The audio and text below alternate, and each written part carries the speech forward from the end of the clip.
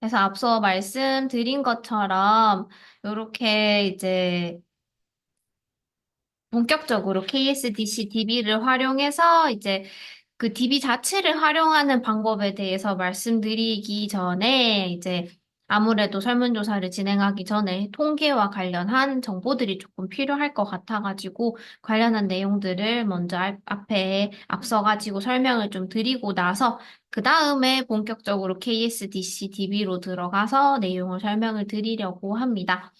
그래서 이제 먼저 통계에 대해서 좀 알아보면 좋을 것 같은데요. 통계학 스태티스틱스는 국가라는 의미가 담긴 이탈리아어에서 영향을 받아가지고 국가의 인력, 재력 등 국가적 자료를 비교 검토하는 학문이었다고 합니다. 어원을 통해서 이제 추측하자면은 이런 의미였다고 해요. 그래서 이제 하지만 옛날에는 뭔가 정부의 정책을 이제 결정을 내리는데 활용이 되는 것이 통계학이었다고 한다면 현재에는 이제 정보의 수집에 대한 것뿐만 아니라 통계적인 분석이 필요한 분석 작업까지 모두 다 포함해서 통계학이라고 부르고, 통계라고 생각하면은 뭔가 가까운 듯 하면서도 멀게 느껴지는 게 사실입니다. 우리가 이제 쉽게 설문조사 같은 걸 참여하기도 하고요. 실제로 이제 저희가 이런 식으로 비교과 프로그램을 진행하게 되면은 참가했던 학생들이 이렇게 만족도 조사를 저희가 실제로 해주시잖아요. 그러면은 그렇게 나왔었던 데이터를 가지고 저희가 일일이 분석을 해봅니다. 분석을 해서 어떤 거에 만족도가 높았는지, 어떤 거에 만족도가 낮았는지, 그리고 이제 여러분들이 다 남겨준 그런 코멘트들도 저희가 다 이제 꼼꼼하게 보고 있어요. 그런 것도 이제 어떻게 보면은 설문조사를 통해서 수집된 자료들을 저희가 이제 파악하고 있다라고 보시면 될 것 같아요. 밑에 보시면은 이제 문제인식, 현황 분석, 대안 발굴, 대안 분석, 시행, 중간 평가, 사후 평가라고 해서 예를 들어서 도서관을 방문하는 도서관 이용자 만족도와 관련해가지고 저희가 이제 어떤 프로그램을 새로 개발할지 혹은 아니면은 기존에 있는 프로그램을 없앨지 뭐 이제 그런 고민을 하고 있다고 예시를 들어봅시다. 도서관 이용자 만족도 조사를 진행을 하기 위해서는 이제 저희가 설문조사를 진행을 하죠. 여러분들한테 이제 뭐 어떤 프로그램을 참여해 봤나요? 뭐 참여했을 때 만족도가 어땠었나요? 혹은 아니면은 이제 도서관을 뭐 얼마나 자주 방문하시나요? 뭐 일주일에 한 번, 한 달에 한 번, 뭐 이런 식으로 해서 설문조사 같은 걸 진행을 합니다. 설문조사를 진행하게 되면은 그를 통해서 데이터가 나올 거고 그 데이터를 바탕으로 해서 이제 우리 현황 분석을 합니다. 그러니까 노란색으로 표시가 되어 있죠. 현황 분석을 하는 데 있어서 통계학이 활용이 된다고 이해해 주시면은 될 것 같아요. 그래서 옛날에는 뭐 정부 정책을 결정하는 데 있어서 활용됐었던 게 통계학이라고 한다면은 지금은 통계학이 이제 그렇게 조금 거시적으로 다가오기보다는 생각보다 굉장히 가깝게 다가오는 것을 알 수가 있을 거예요. 그럼 생활 속에서 통계학을 어디서 살펴볼 수 있는가 예시를 들기 위해서 조금 자료를 가지고 왔는데요. 왼쪽 상단에 보시면은 2004년과 2014년에 초등학교 6학년 남자아이와 여자아이의 이제 평균 신장과 평균 체중이 나와 있습니다. 그림에서 보면 볼 수 있듯이 보시면은 지금 평균 체중도 늘었고요. 그리고 그에 따라서 이제 평균 신장, 체중 모두 다 늘어난 걸 볼 수 있어요. 남아, 여아 상관없이 모두 다 늘어난 걸 볼 수가 있죠. 오른쪽에 보시면은 옷이 있어요. 저희가 옷을 사기 전 치수를 항상 이렇게 확인을 하죠. 예를 들어서 제가 의류 회사의 디자이너라고 생각을 했을 때 2004년, 2014년, 지금 2024년이죠. 이런 식으로 점점 더 이제 아이들의 발육은 상태는 점점 더 좋아지고 있어요. 키도 훨씬 더 클 거고요. 그리고 몸무게도 훨씬 더 많이 나갈 겁니다. 그렇기 때문에 그에 따라서 제가 옷을 디자인할 때는 어깨 넓이라던가 전체 길이라던가 팔 길이, 가슴 둘레 같은 부분들을 체크해서 점점 더 옷을 더 크게 만들 겁니다. 그래서 이것도 어떻게 보면은 통계학이 실제로 옷 디자인하는데 이제 반영이 됐다고 볼 수가 있죠. 그래서 통계학이 생활 속에도 반영되어 있다라고 이해해 주시면은 좋을 것 같습니다. 아래에 보시면은 이제 요즘 뭐 항상 화두가 되고 있는 출생아가 줄어들면서 출산율이 이제 1.0이 붕괴가 된 그런 인포그래픽입니다. 최근에는 뭐 0.7까지 떨어졌다고 하죠. 이런 식으로 해서 출생아 수가 계속해서 이제 감소하고 있는 것을 이제 보여주는 인포그래픽인데요. 이에 따라서 이제 이런 보험사에서도 점점 더 이제 부담감이 늘어난다고 합니다. 노령 인구가 늘어나기도 하고, 그리고 이제 신생아 수가 줄어들며 따라서 점점 더 이제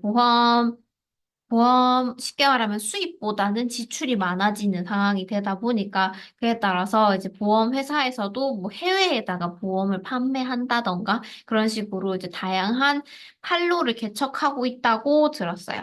이런 것도 이제 어떤 현상, 문제를 판단하는데 이제 베이스가 되었었던 게 생활 속의 통계학, 이런 통계를 통해서 우리가 문제를 인식을 하고 그리고 그에 따라서 이제 새로운 대안을 제시하거나 혹은 새로운 정책, 새로운 뭐 디자인이 바뀌기도 하고요. 치수가 바뀌기도 하죠. 이런 식으로 다 달라지는 것을 볼 수가 있습니다.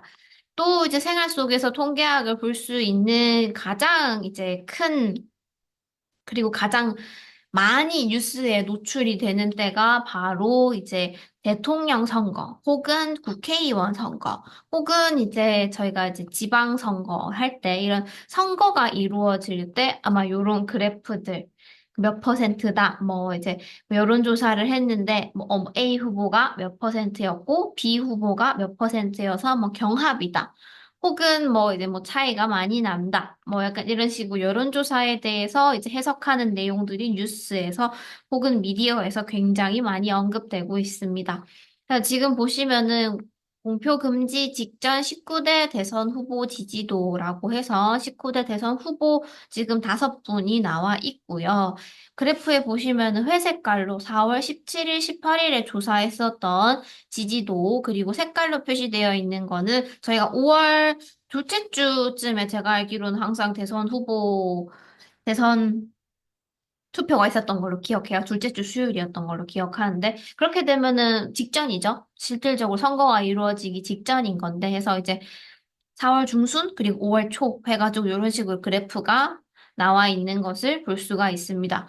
보통 이제 이런 그래프를 볼 때 이제 저도 그랬었지만은 그래서 뭐 어떤 후보가 지지도가 높구나 혹은 어떤 후보랑 이제 별 차이가 없구나 뭐 이런 식으로 생각을 했었던 것 같아요.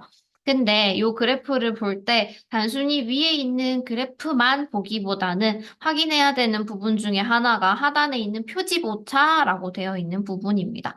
항상 모든 요런 여론조사 그래프 같은 경우에는 하단에 이제 어디에서 조사를 했고 몇 명이 참여했으며 응답률은 몇 퍼센트인지 그에 따라서 표집 오차는 몇 퍼센트인지 요런 내용들이 나와 있는데요. 그래서 지금 보시면은 표집 오차 95% 신뢰 수준 플러스 마이너스 3.1% 포인트라고 되어 있습니다. 우리는 요거를 가지고 지금 위에 나와 있는 그래프를 해석을 해야 됩니다.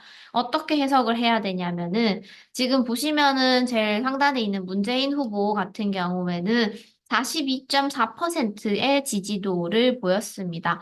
하지만 지금 신뢰 수준 플러스 마이너스 3.1% 포인트를 반영을 해서 해석을 하게 되면은 결론적으로는 39.3%포인트부터 45.5%가 이제 문재인 후보자의 지지도라고 보시면 됩니다. 그러면 계속해서 아래에 있는 홍준표 후보, 안철수 후보도 한번 같이 살펴보자면 똑같이 18.6%의 지금 지지도를 보이고 있고 플러스 마이너스 3.1%포인트를 반영하게 되면 15.5%부터 21.7%가 해당 후보자의 지지도입니다.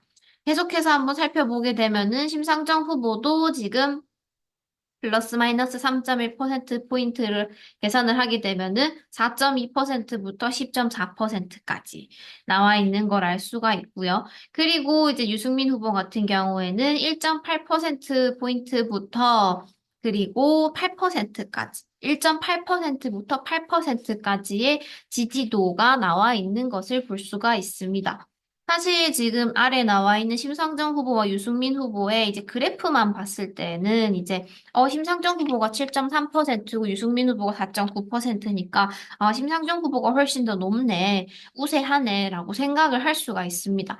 하지만 우리가 이제 나와 있었던 표지 오차를 통해서 이제 플러스 3.1%포인트를 이제 계산을 해서 이제 범위로 생각을 하게 되면은 생각보다 지금 유승민 후보도 이제 1.8%부터 8%까지, 심상정 후보도 4.2%부터 10.4%까지 어떻게 보면 이제 경합이 된다고 볼 수가 있죠. 심상정 후보가 이제 우월하게 이제 우세가 있는 건 아니라고 볼 수가 있어요.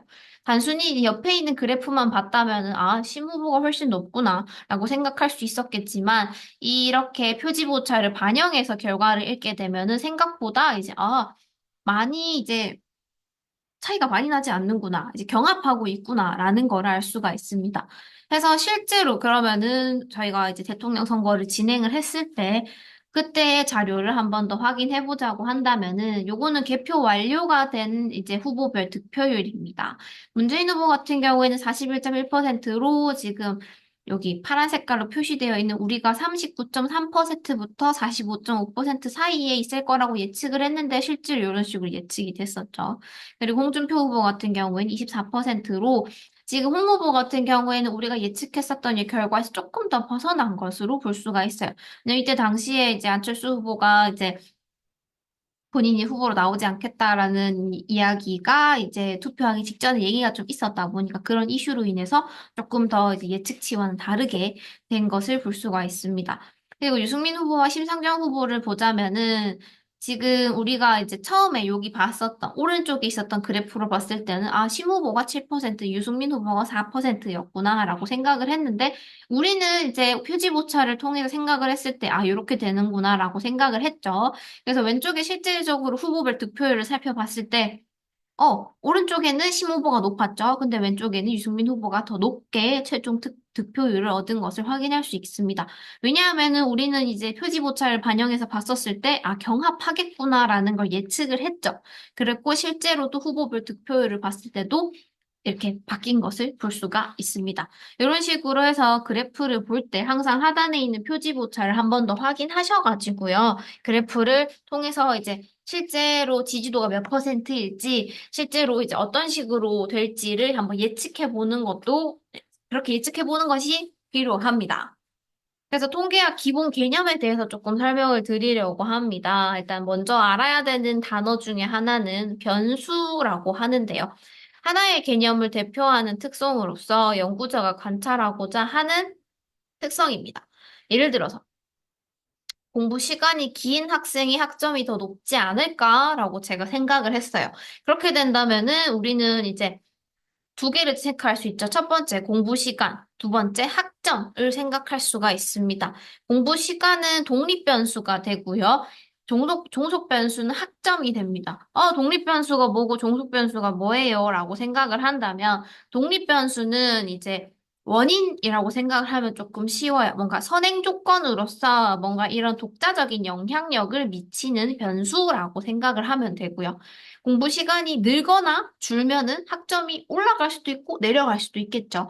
그러면 학점 같은 경우에는 공부 시간에 대해서 영향을 받는 변수라고 할 수 있어요. 그래서 독립 변수인 공부 시간이 원인이라고 한다면 동속 변수인 학점은 결과라고 볼 수가 있겠죠. 그래서 영향을 미친다라고 생각을 하면 됩니다. 공부 시간이 늘어요? 학점이 높아지지 않을까요? 공부 시간이 줄어요? 학점이 떨어지지 않을까요? 이런 식으로 해서 공부 시간에 따라서 학점은 영향을 받을 수밖에 없기 때문에 독립변수는 공부 시간, 동속변수는 학점이라고 생각을 해주시면 됩니다. 원인과 결과로 이해하면 조금 더 쉬울 거예요. 그리고 이제 측정이라고 하는 것을 알고 가면 좋을 것 같은데요. 측정은 사물이나 사건의 속성의 숫자를 부여하는 것이라고 합니다. 그래서 우리가 이제 설문조사를 진행을 할 때 척도를 나뉘어서 보통 문항을 만드는데요. 여기서 알아야 되는 척도는 크게 두 개입니다. 먼저 범주형 척도와 연속형 척도인데요. 범주형 척도에는 뭐 명목 척도, 서열 척도가 있고, 연속형 척도에는 등간 척도, 비율 척도가 있습니다. 요거를 뭐 다 제가 설명드리기에는 시간적으로 제한이 있기도 해서 일단 먼저 어떻게 이해하시면 좋냐면 범주형 척도 같은 경우에는 질적 자료에 이제 그 질적 자료를 이제 측정할 때 활용이 됩니다. 그 수량화가 되지 않아요. 대신에 이제 예를 들어서 우리가 설문 문항에 봤을 때 당신의 성별은 무엇입니까? 해서 1, 남성, 2, 여성 이런 식으로 보통 설문 문항에서 많이 봤을 거예요. 그 수량화가 되는 게 목적이 아니라 분류하는 것이 목적입니다. 그래서 그 1번 1, 남성, 2, 여성이라고 되어 있었을 때 그 문항 같은 경우에는 이제 설문에 참가하는 사람이 남자인지 여자인지를 확인하기 위함이죠. 단순히 이제 분류를 하는 의미로서 이제 문항이 출제가 되는 건데 그런 것을 범주형 척도라고 말을 합니다. 예를 들어서 뭐 1은 남성, 2 여성이라고 해가지고 설문 문항을 이제 쭉 결과를 봤는데 갑자기 그 데이터 값을 가지고 평균을 냈어요. 평균을 냈는데 1.5가 나왔다고 예시를 들어봅시다. 1.5는 의미가 없는 숫자죠. 예. 우리는 단순히 여성인지 남성인지 구분하기 위함이었던 거지, 1.5라고 하는 값은 실질적으로 의미가 없습니다. 왜냐하면 수치 사이에 수학적인 관계가 없고, 사칙 연산이라던가 계산을 할 수가 없어요. 그래서 한 범주에 속하면은 다른 범주에는 이제 제외가 된다고. 예를 들어서 1이라고 응답한 설문자는 남성일 거고요. 2라고 응답한 사람은 여성이겠죠. 이런 식으로 해가지고 그 범주에 속한 다른 모든 대상자와 동등하다고 생각하면은 됩니다.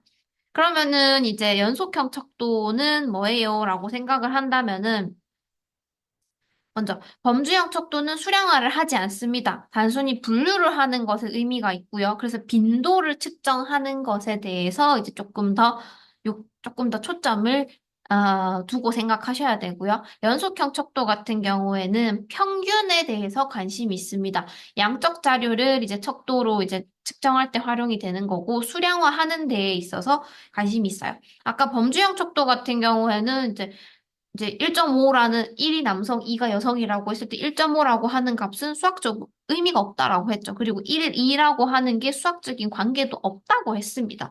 그에 반해서 연속형 척도 같은 경우에는 평균의 의미를 가지고 있어요. 예를 들자면은 체중, 신장, 인구 증가율과 같이 해서 수학적인 계산이 가능하고 분류하는 의미, 그리고 순위를 부여하는 것, 그리고 절대적인 영점도 모두 다 가지고 있습니다. 그래서 이런 식으로 두 개의 차이점이 있는데, 그래서 이제 설문조사를 할 때도 그러면은 내가 그 문항을 어떻게 하느냐에 따라서 그에 대한 데이터가 범주형 척도가 될 수도 있고요. 연속형 척도가 될 수도 있습니다.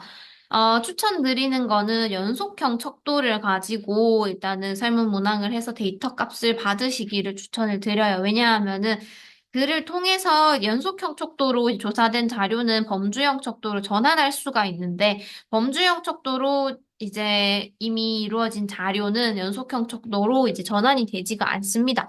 그래서 아무래도 연속형 척도로 나온 데이터가 핸들링하기가 좀 다양하게 핸들링할 수가 있다 보니까 그런 부분들도 한번 생각해 주시면은 좋을 것 같아요. 리커트 척도 요런 거 많이 봤을 거예요. 귀하는 도서관 이용 시설에 어느 정도 만족하십니까? 매우 불만, 불만, 보통, 만족, 매우 만족 이런 식으로 요 같은 경우에는 5점 척도로 되어 있네요. 혹은 조금 더 세분화해가지고 7점 척도로 하는 리커트 척도도 있죠. 리커트 척도 같은 경우에는 연속형 척도에 해당이 됩니다. 이 내용도 알고 가시면 좋을 것 같고요. 또 이제 계속해가지고 설명을 조금 더 드리자고 한다면은 척도, 이제 범주형 척도와 연속형 척도에 대한 내용은 이렇게 마무리를 하고 또 이제 알아야 되는 내용 중에 하나는 모집단과 표본입니다.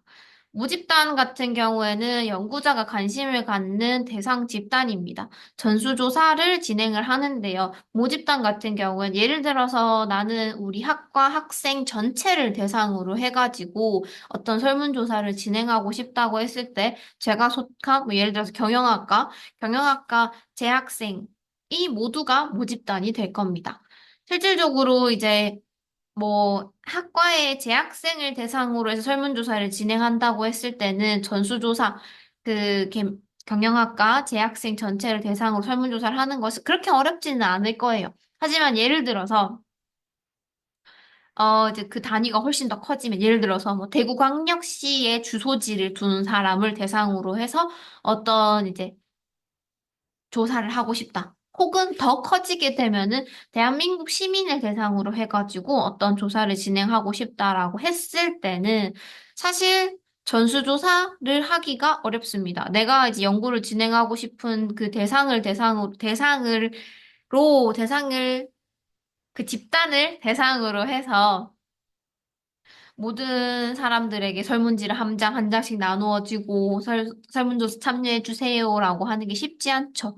그렇기 때문에 사실 대부분의 이런 설문조사 같은 경우에는 큰 모집단에서 일부를 추출한 표본, 샘플이죠. 표본을 대상으로 해가지고 조사가 이루어집니다. 모집단을 대상으로 해가지고 이루어지는 조사는 전수조사라고 말하고요. 대표적인 예로 이제 인구주택 총조사 같은 경우에는 이제 주소지, 대한민국 시민들 모두 대상으로 해가지고 이루어지고 있죠. 이렇게 이루어지는 거고, 표본을 대상으로 조사가 이루어지는 표본 조사 같은 경우에는 아까 예시로 보여드렸었던 이제 그런 여론조사, 대선 후보를 대상으로 한 여론조사, 혹은 아니면은 이제 우리가 그렇게 투표를 하고 나면은 개표가 시작되면은 출구조사 뭐 이제 자료를 이제 항상 이제 미디어에서 이제 이야기를 하죠. 그런 출구조사 같은 경우에도 이제 표본조사입니다. 저는 투표하러 갔는데 저는 출구조사할 때 참여 안 했었는데요. 당연하죠. 표본조사니까요. 모집단의 일부를 조사 대상으로 추출해가지고 이루어지는 조사가 표본조사입니다. 그러면 이렇게 이루어지는 표본조사에서 표본조사를 통해서 이제 나온 데이터를 가지고 어떤 결과값이 나올 거잖아요. 그 결과값을 가지고, 표본을 추출해가지고 조사를 해보니까 이러이러한 결과가 나왔네. 이거를 미뤄서 봤을 때, 모집단의 특성도 이러할 것이다. 라고 보통 이제 추측하는 것이 이제 우리가 보통 하는 설문조사의 메커니즘이라고 생각을 하면 됩니다.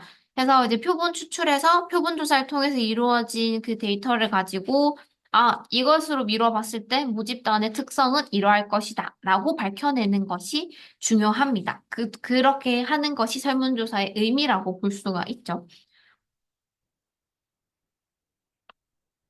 그래서 이제 모집단 같은 경우에는 전수조사를 진행을 하고 이제 기술 통계라는 이제 통계 방식을 사용을 합니다. 표본 같은 경우에는 표본 조사를 진행해서 추리 통계라고 하는 방법을 활용을 하는데요. 이제 뭐 다 말씀드리기에는 조금 어려울 것 같고요. 그래서 뭐 대표적으로 예시를 좀 들자면은 기술 통계 같은 경우에는 평균, 중위수, 최빈값, 뭐 어떤 값이 가장 흔하게 이제 나오는지 그런 것들을 볼 수도 있고 아니면 분산, 표준 편차, 이제 비대칭도, 외도, 첨도 이런 것들이 기술 통계에 해당이 되고요.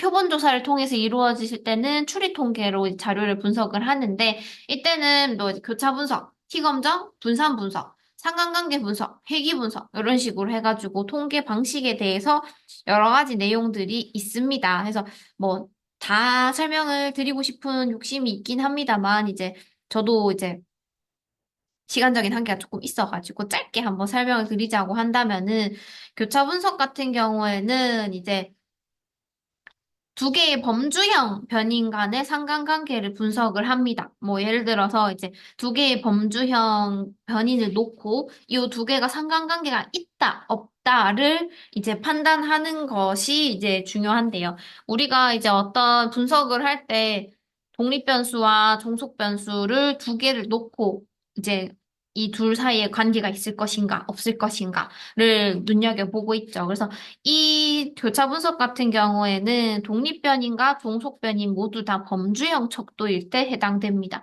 예를 들어서 뭐 성별에 따른 정치 관심도, 뭐 여성이 더 높을 것이다, 혹은 남성이 더 높을 것이다. 그래서 성별이 독립변인인데 그 성별도 범주형 척도죠.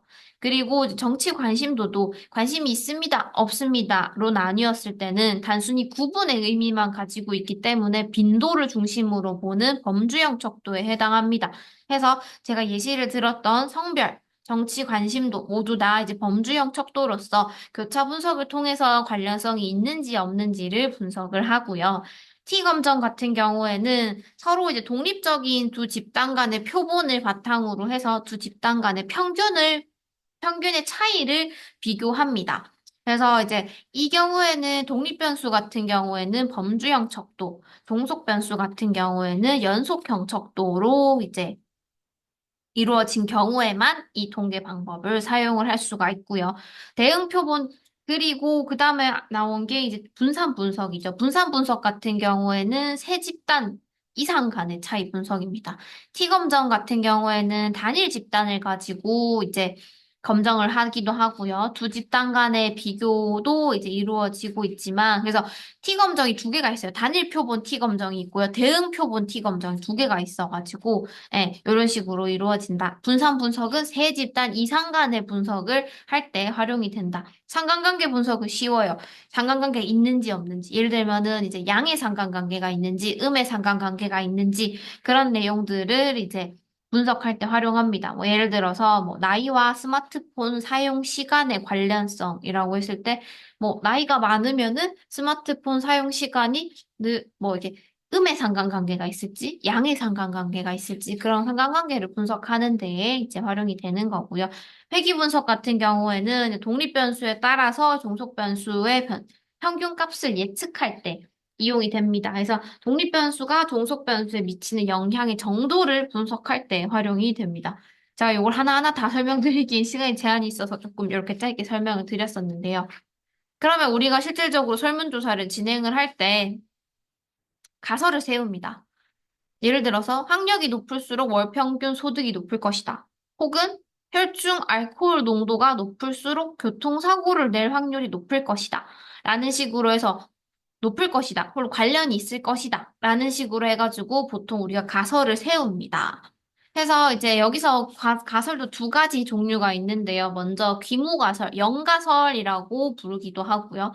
영가설 같은 경우에는 변인들 사이에 아무런 관계나 차이가 없다라는 것을 말합니다. 그리고 그에 반해서 대립가설 같은 경우에는 변인들 사이에 차이나 관계가 있다라는 진술입니다. 예를 들어서 학력이 높을수록 월 평균 소득이 높을 것이다 라는 거는 대립가설이죠. 왜냐면은 관계가 있다, 차이가 있다라는 뜻이잖아요. 그에 반해서 이제 연구가설이 이제 학력이 높을수록 월 평균 소득이 높을 것이다 라면은 그에 반대되는 연가설 같은 경우에는 학력과 월 평균 소득은 관련이 없을 것이다. 라 되겠죠. 그래서 가설을 검증하기 위해서는 귀무가설을 부정함으로써 대립가설을 채택하는 방식으로 활용을 합니다. 통계적인 반증을 활용한다고 하는데요. 귀무가설을 부정해 볼게요. 귀무가설은 차이가 없다. 예를 들어서 학력이 높을수록 월 평균 소득은 관련 없을 것이다. 학력과 월 평균 소득은 관련이 없을 것이다. 라는 게 귀무가설이죠.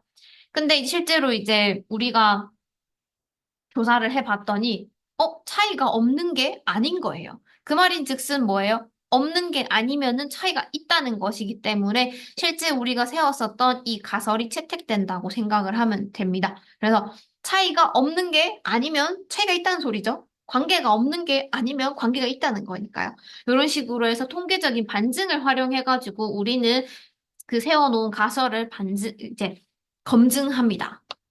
그래서 실제로 업무에 적용하는 거를 보여드리자면은 우리는 이제 신분에 따라서 국외 전자책 이용 경험의 여부 차이가 있을까라는 가설을 세웠습니다. 그러면은 신분과 이용 경험이 크게 두 개의 이제 독립변수와 종속변수가 되겠죠. 해서 실질적으로 이제 문항을 한번 진행해 봤는데, 1번 문항 같은 경우는 신분에 대해서 물어봤어요. 교수, 외래 강사, 대학원생, 박사, 석사, 이런 식으로 나뉘어져 있고요. 여기서도 보시면 지금 외래 강사 같은 경우에는 영명으로 되어 있는데, 이 당시 이제 설문조사를 진행했었을 때 외래 강사 답변 주신 분이 한 분 계셨다고 해요. 근데 그 데이터를 삭제했습니다.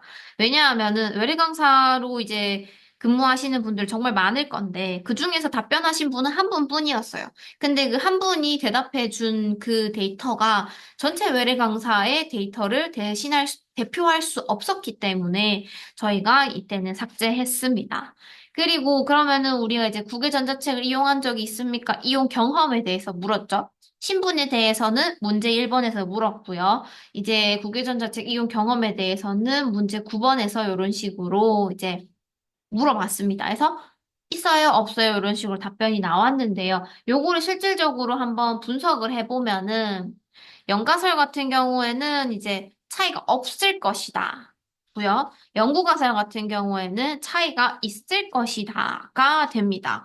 그래서 근데 실질적으로 우리가 이제 교차 분석을 진행을 했었을 때, 왜냐면은 지금 요거 같은 경우에는 이제 신분도 범주형 척도고, 이제 이용 경험이 있다, 없다 같은 경우에도 범주형 척도에 해당되기 때문에, 그래서 우리는 두 개의 범주형 척도는 교차 분석을 통해서 자료를 분석을 해요. 근데 교차 분석을 통해 자료를 분석을 했을 때, 그때 확인해야 되는 부분이 p-value라고 하는 값입니다.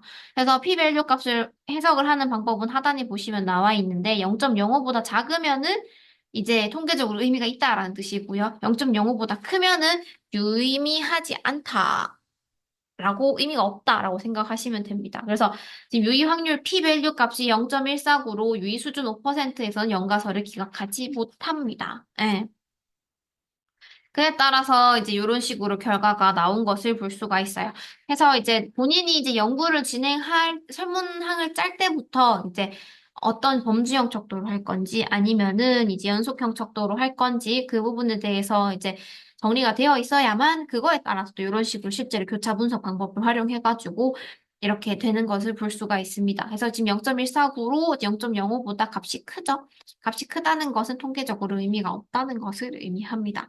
그래서 이제 연가설이 이제 기각하지 못하면서 이제 차이가 없다는 것이 예, 나와 있다고 보시면 됩니다.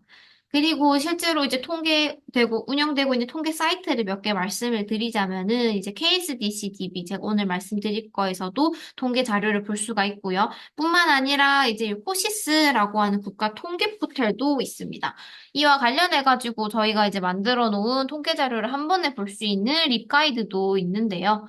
요걸 한번 보시면은, 도서관 이용 가이드 하단에 보시면 이런 식으로 데이터가 마련되어 있는데, 제가 아까 말씀드렸던 코시스 같은 데이터 포털도 있고, 공공 데이터 포털, 혹은 이 나라 지표, 그리고 하단에 보시면은 분야별로 해가지고 이제 활용할 만한 이제 그런 사이트들을 제가 이렇게 붙여둔 것을 확인할 수가 있습니다.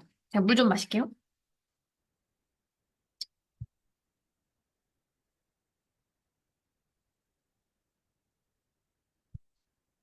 이런 식으로 해서 이런 자료들도 제가 가이드로 만들어 뒀으니 이런 부분들도 확인해 보시면은 좋을 것 같습니다. 그러면 이제 본격적으로 우리는 KSDC DB에 들어가가지고 한번 활용하는 방법을 보여드릴까 합니다. 먼저 도서관 홈페이지에 로그인 하시고요. 그 다음에 전자자료 들어가서 두 번째 학술 DB 선택해 주시고요. 오늘 말씀드릴 KSDC 같은 경우에는 국내 학술 DB입니다. 국내로 선택해 두시고 K를 선택해 주시면은 하단에 스크롤 조금만 내려주시면 KSDC DB를 확인하실 수가 있습니다. 그래서 이제 양적 자료도 확인할 수 있고, 온라인 설문조사도 진행할 수 있고, 온라인 통계 분석도 가능합니다. 실질적으로 이제 이렇게 설문조사를 진행해서 결과값이 어떤 데이터가 나왔으면은 그걸 분석을 해야 되잖아요. 근데 그 데이터를 분석을 할 때 보통 분석하는 툴이 많이 활용하는 게 SPSS라고 하는 툴을 많이 활용을 합니다. 하지만 이제 제가 알기로는 저희 도서관에서 SPSS 쓸 수 있는 자리는 한 자리밖에 없는 걸로 알고 있어요. 그래서 이제 그렇게 도구를 활용해야 되는데, 이제 분석해야 되는데, SPSS 자리 없고, 이런 식으로 하면 시간이 오래 걸릴 수 있는데, KSDC-DB를 활용하면은 온라인으로 설문조사도 만들 수 있고, 혹은 이미 이루어진 설문조사 데이터를 통계 자료를 분석도 할 수가 있습니다. 먼저 상단에 보시면 Find Data, 온라인 애널리시스, 온라인 서비 이런 식으로 되어 있는데요. 상단에 이런 식으로 기간 인증도 되어 있죠. 파인드 데이터 들어가면은 첫 번째로는 조사 자료, 그리고 두 번째는 통계 자료가 나와 있습니다. 조사 자료에서는 실질적으로 뭐 연구소 혹은 아니면은 정부 기관에서 진행했었던 조사 자료를 확인할 수가 있는데요. 뭐 지금도 이런 식으로 살펴보시면은 뭐 인식조사 클릭하게 되면은 하단에 내려오시게 되면은 실제로 이 해당 조사에 대해서 설문지도 직접 확인할 수가 있고요. 그리고 보고서 혹은 아니면 엑셀 원자료까지도 다운로드가 가능합니다. 이걸 한눈에 볼 수 있는데 지금 오른쪽에 보시면 이런 식으로 자료 유형이 다 아이콘으로 다 표현이 되어 있죠. 그래서 요걸 한번 살펴보고 나는 실제 설문지를 보고 싶다라고 하면은 보라 색깔 아이콘이 포함되어 있는 자료를 한번 보시면 좋을 것 같고요. 그리고 지금 해외 자료도 굉장히 많기는 해요. 해외 자료도 많긴 한데 해외 자료 같은 경우에는 클릭해서 하단에 내려보시면은 자료 출처로 이동하게 되어 있거든요. 결국에는 이동해서 이제 여기서 이제 원 자료를 확인할 수 있도록 이렇게 하이퍼링크가 걸려 있는 것을 볼 수가 있습니다. 아무래도 외국 자료라서 좀 그런 것 같아요. 넘어간다는 거는 보여드릴게요. 그래서 설문지를 이제 참고해서 예를 들어서 만약에 내 연구를 진행하는 데 있어서 연구 설문지를 여기 있는 설문지를 참고했다라고 한다면은 그 부분도 참고 문헌에다가 꼭 적어 주셔야 된다는 점 또 한 번 더 말씀드리겠습니다. 조사명으로도 검색 가능하고요. 설문항으로도 검색 가능하고 주제별로도 카테고리가 이렇게 나뉘어져 있어가지고 한번 살펴보고 예를 들어서 나는 뭐 이제 선거와 관련해가지고 그런 자료들이 궁금하다라고 했을 때 이렇게 들어가서 정치의식 조사 같은 것도 실제로 확인할 수가 있고 설문항도 검색이 가능합니다. 뭐 예를 들어서 만족도라는 키워드를 넣어서 검색을 하게 되면은 이제 다양한 분야에서 이제 만족도를 조사하기 위해서 이루어졌었던 설문항에 이제 설문항들을 확인할 수가 있는데 클릭하게 되면은 실질적으로 이제 하단에 설문지도 이렇게 붙어 있고요. 보고서가 있는 경우에도 보고서까지 한 번 더 확인이 가능합니다. 지금도 여기, 죄송해요. 이렇게 이런 식으로 데이터를 확인해 볼 수가 있고, 실질적으로 이렇게 이루어졌었던 자료들도 다 확인할 수 있고, 어디에서 제공되는지도 실질적으로 확인되죠. 그리고 여기도 보시면은 이제 공교육에 대한 만족도는 어떠하십니까? 라고 해서 문항이 이루어져 있고, 요거는 이제 교육인적자원부에서 했었던 2000년도 사교육비, 가외비 실태 조사라고 하는데요. 여기도 보시면, 이거 조금 익숙할 거예요. 이제 표지모차, 우리 아까 보는 방법 배웠으니까요. 이런 내용들을 이제 반영을 해가지고, 플러스 마이너스 0.88%포인트로 이제 우리가 이제 분석해서 봐야 되겠구나. 라는 것까지, 이런 걸 다 같이 기록되어 있기 때문에, 이런 걸 한번 확인해서 통계 자료를 같이 보시면은 좋겠죠. 주제별 검색은 카테고리로 되어 있다고 보여드렸고, 시리즈 자료로 들어가게 되면은, 요거는 말 그대로 이제 좀 시계열 분석을 할 수 있도록, 이제 시리즈로 해가지고 매해 혹은 이제 정기적으로 이렇게 나와 있는 자료들이 확인할 수가 있습니다. 그래서 국내 자료도 이런 식으로 나와 있고, 해외 자료도 이런 식으로, 자료가 제공되고 있어요. 그리고 다시 아까 파인드 데이터로 들어가게 되면 오른쪽에 보시면은 통계 자료가 있습니다. 통계 자료를 이제 통계 항목을 일일이 검색을 할 수도 있고요. 아니면은 주제별로도 지금 카테고리가 되어 있어가지고 검색을 할 수도 있고 아니면 학문 분야별로도 따로 이렇게 볼 수 있게끔 되어 있고 제가 아까 립가이드 보여드렸었던 것처럼 이렇게 통계 정보원도 관련해서 이렇게 붙어져 있으니까요. 이런 것도 도움이 될 겁니다. 그래서 제가 이제 그리고 교육 준비하면서 저도 갑자기 궁금해가지고 하나 찾아봤었던 데이터가 있는데요. 여기서 저는 교육 관련해가지고 궁금한 게 있었습니다. 이제 제가 다른 친구들하고 이제 얘기를 하다가 제가 궁금했었던 게 있는데 잠시만요.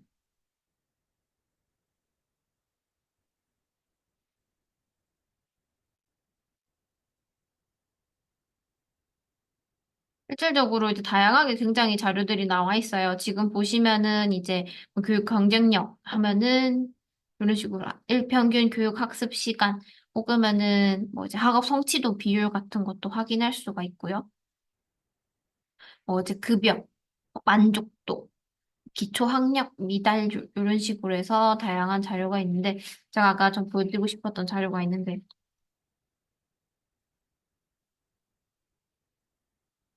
원하는 키워드로도 검색할 수 있어요. 제가 보여드리고 싶었던 거는 학급당 학생 수였었거든요. 이렇게 체크해가지고 하단으로 내리면은 체크해서 지금 보시면 제가 학급당 학생 수를 체크해서 선택 항목으로 내려온 걸 볼 수가 있죠.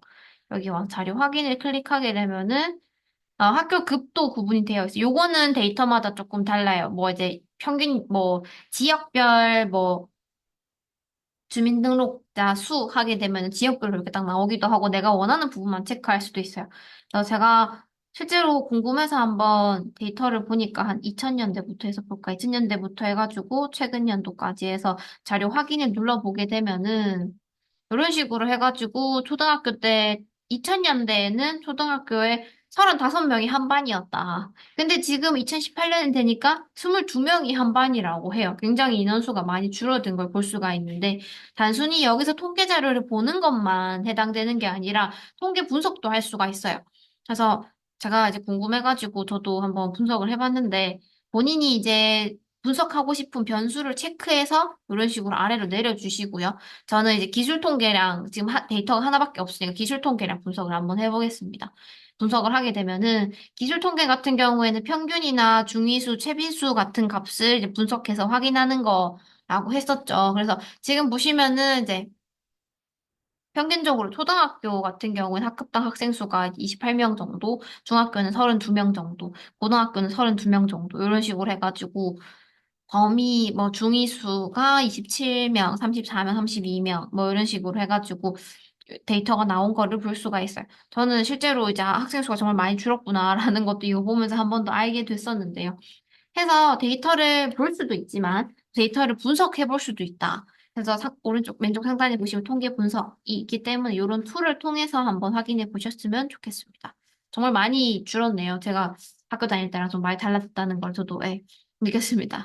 그래서 파인드 데이터에서는 설문조사, 설문항 관련된 자료도 볼 수가 있고요. 오른쪽에 있는 통계 자료를 실제로 확인할 수가 있습니다. 온라인 애널리시스로 들어가게 되면은 이미 예를 들어서 내가 조사를 했어요. 조사를 해서 이제 그 해당 데이터를 분석하는 도구가 필요하다고 할 때 요 메뉴를 사용해 주시면은 좋은데요. 지금 보시면은 이제 조사가 완료된 설문지와 엑셀 새 파일을 준비를 한 다음에 이제 첫 번째 행에는 이제 설문지 순서대로 변수 이름을 적어 주시고 두 번째 행부터는 각 변수에 대한 응답 내용을 적어 주시면 됩니다. 그 엑셀 파일 어디 있어요? 여기 상단에 보시면 여기. 예제 파일을 다운로드 받을 수가 있습니다.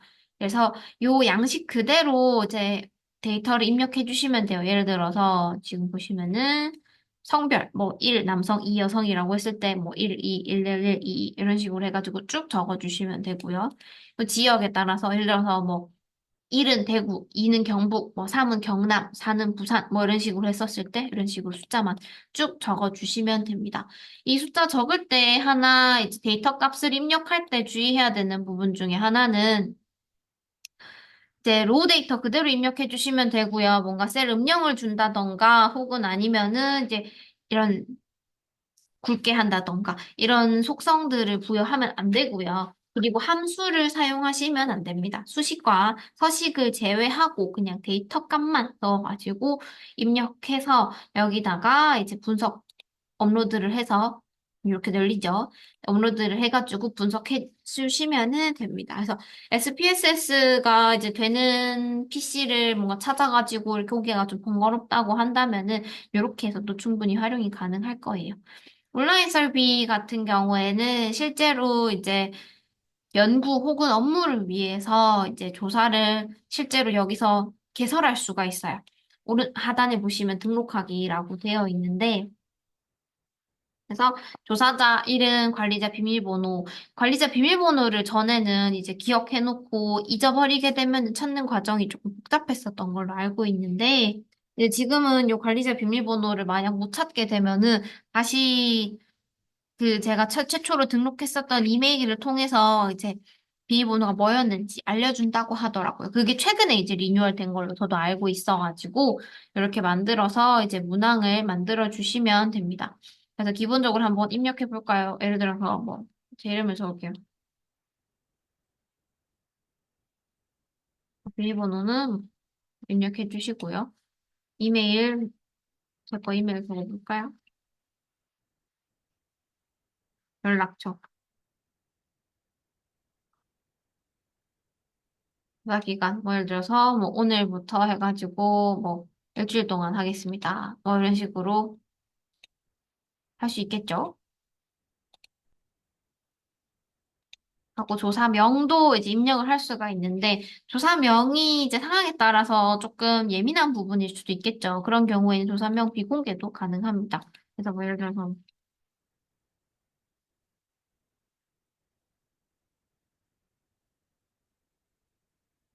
기관명 이런 식으로 적어주시고, 조사 소개도 이제 어떤 것 때문에 조사를 진행하려고 하고, 조사 기간, 뭐 시간은 얼마나 소요가 되는지, 그리고 또 이제 개인정보 처리하는 거 관련해가지고 내용을 좀 적어주시면 좋겠죠. 테마도 선택을 할 수가 있고요. 조사 대상도 제한을 할 수가 있습니다.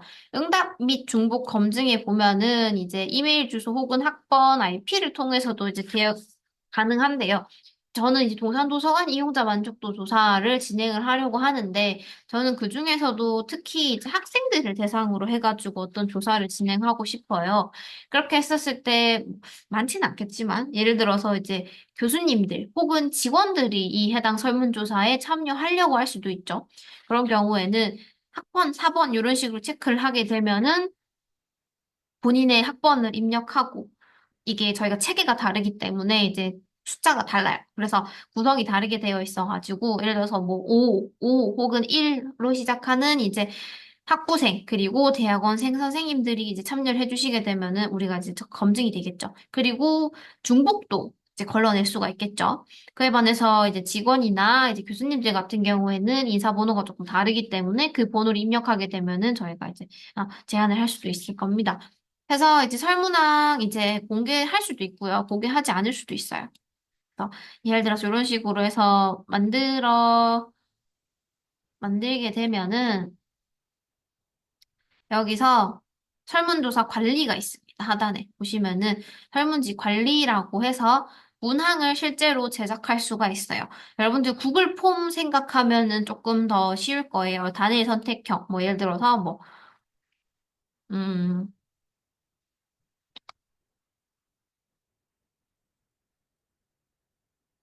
말은 무엇입니까? 해가지고 뭐 이제 필수에서 보기 두 개로 해서 뭐, 뭐 이런 식으로 해서 만들 수 있겠죠. 저장하게 되면은 네, 이런 식으로 문항이 만들어질 거고 제가 아까 리커트 척도라고 해가지고 요렇게 지금 이거는 7점 척도네요. 5점 척도, 7점 척도라고 해가지고 척도요. 특히 만족도 조사를 할 때 이런 식으로 많이 이루어지죠. 해서 뭐 이제 동산도서관 이용 관련해가 동산도서관 이용 뭐 분야를 나눠서 예를 들어 동산도서관 이제 이용자 교육 부분에 있어서 만족도는 어떻습니까? 해가지고 이제 매우 불만족 뭐 불만족, 뭐 이제 매우 불만족, 불만족, 보통, 만족, 매우 만족, 뭐 이런 식으로 5점 척도를 이렇게 만들 수가 있겠죠. 그리고 또 좋은 게 이런 식으로 제가 손가락만 갖다 대도 이런 식으로 그 문항에 대해 설명을 해주고 있어가지고 만약 잘 모르는 내용들이 있다고 한다면은 이렇게 체크할 수가 있을 거. 우선순위도 할 수 있어요.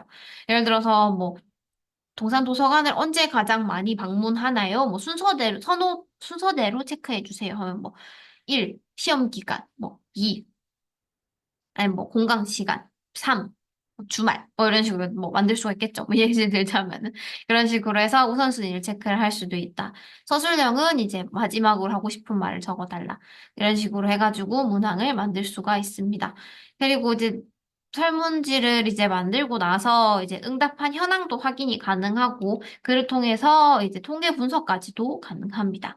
저는 지금 삶은 문항이 이렇게 만들어져 있는 미리 보기 들어가게 되면은 실제로 이제 제가 이제 만든 문항이 이런 식으로 되어 있죠. 해가지고 학번 4번 입력해 주시기 바랍니다. 해서 중복 응답을 하는지 그런 것도 체크할 수 있습니다. 요거는 이제 응답 여부만 확인하기 위해서 활용되는 거라 가지고 뭐 이게 따로 저희한테 데이터로 남지는 않는다는 거. 예. 뭐 걱정하지 않으셔도 될 것 같고요. 네, 요거는 삭제할게요. 네. 예시로 한번 들어본 거였으니까. 그렇게 되는 것을 볼 수가 있습니다. 실질적으로 이제 우리가 교육 실습용 조사에 저희 전에 선생님이 해놓으신 게 있어가지고, 명 선생님이 해놓으신 자료가 있어가지고 한번 보도록 할게요.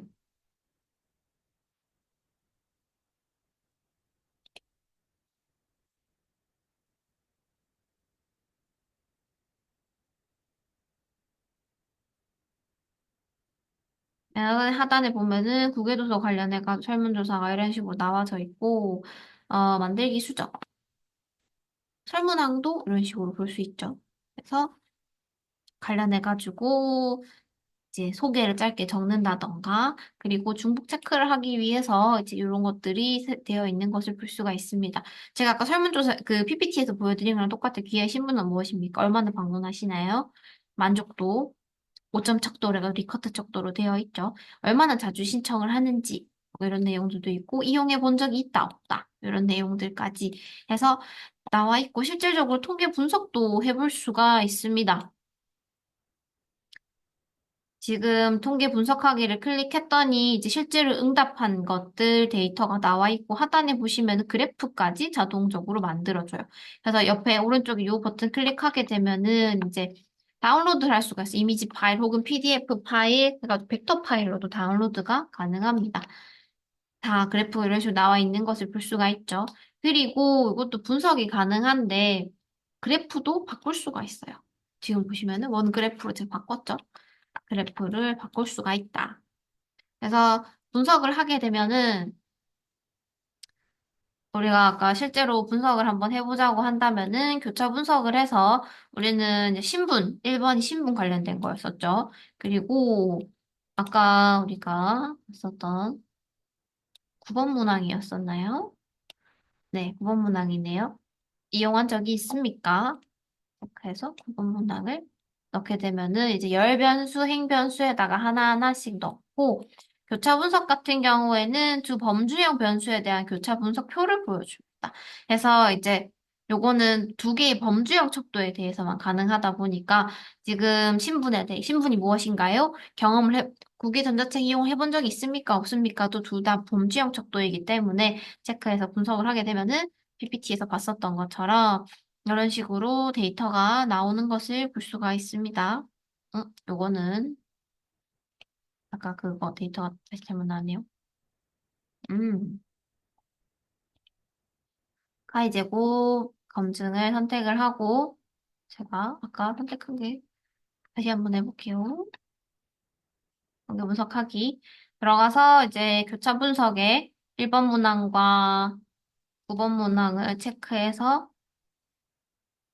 카이 제곱 검정 체크한 다음에 분석을 하게 되면은 PPT에서 봤었던 것처럼 이런 식으로 해서 이제 진짜 p-value 값이 0.149로 나온 것을 볼 수가 있습니다.